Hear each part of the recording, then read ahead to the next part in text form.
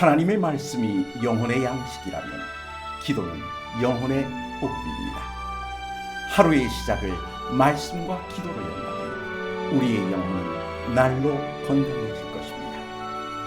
오늘은 시편 7편 14절에서 17절의 말씀을 묵상하여 우리의 영혼을 살찌우고 기도로 하루를 시작함으로 활력을 얻고자 합니다.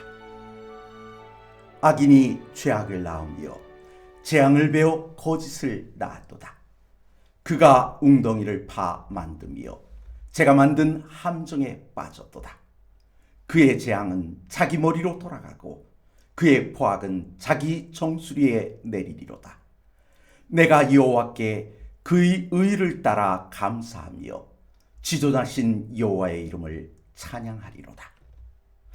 자기가 벌인 과오로 곤란한 상황이 닥쳐오면 사람들은 자업자득이라며 수군거립니다. 그렇다면 다윗은 이런 상황을 무엇이라고 했을까요? 본문을 보면 악인이 죄악을 낳고 재앙을 베어 거짓을 낳았다고 말합니다. 그리고 바로 이어 자기가 판 웅덩이에 자기가 빠지게 되었다고 말합니다. 정말 그럴까요? 짧게 보면 악인은 늘 득세하는 것 같아 보입니다.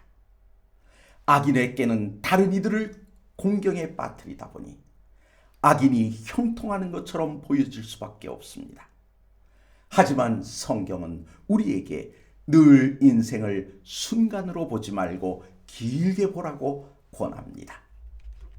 구약에서 신약까지 그 긴 세월 속에 등장하는 수많은 사람들의 기록을 살펴보십시오. 성공한 사람들의 기록뿐 아니라 실패한 사람들의 이야기까지 아주 솔직히 기록하고 있습니다.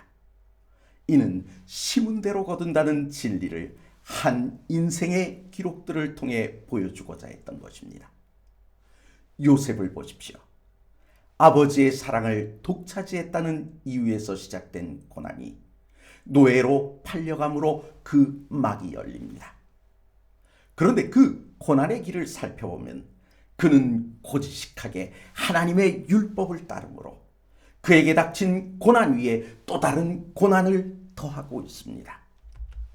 반면 요셉을 판 형들은 눈에 가시만 뺀 것이 아니었습니다. 그 과정에서 돈까지 챙겼습니다. 여기까지만 보면 악인의 꾀를 따르는 것은 형통이요 하나님의 명령에 순종하는 것은 가시밭길이었습니다.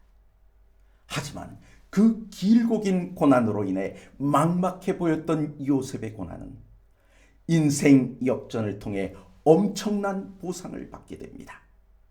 바로 이 이야기는 우리에게 인내할 것을 가르쳐 줍니다. 다윗을 공경에 빠뜨린 그의 아들 압살롬은 우리에게 어떤 교훈을 줍니까? 아버지를 공경하지 않고 반역한 일이 잠시 잠깐 그를 영웅으로 만들어 주었지만 결국은 자기가 파놓은 웅덩이가 자신을 빠뜨리는 함정이 되어 버렸다는 것입니다. 그래서 이 이야기는 자신의 죄에서 즉시 돌이키지 아니하면 결국 자신의 꾀에 자신이 빠질 수 있다는 사실을 보여준 것입니다.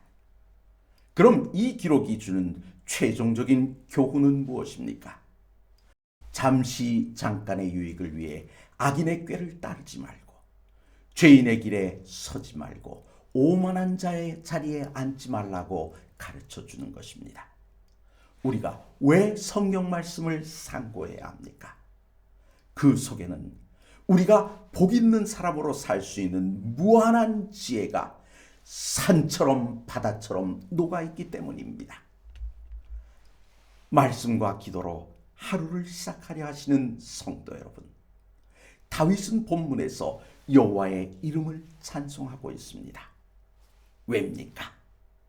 여호와는 의의 하나님이시기 때문입니다. 의의 하나님 여호와께서는 악한 자들로 하여금 스스로 넘어지게 하심으로 자신의 죄가 자신을 정죄하게 하시기 때문입니다. 이런 하나님께서 우리의 하나님이 되심이 감사하지 않으십니까?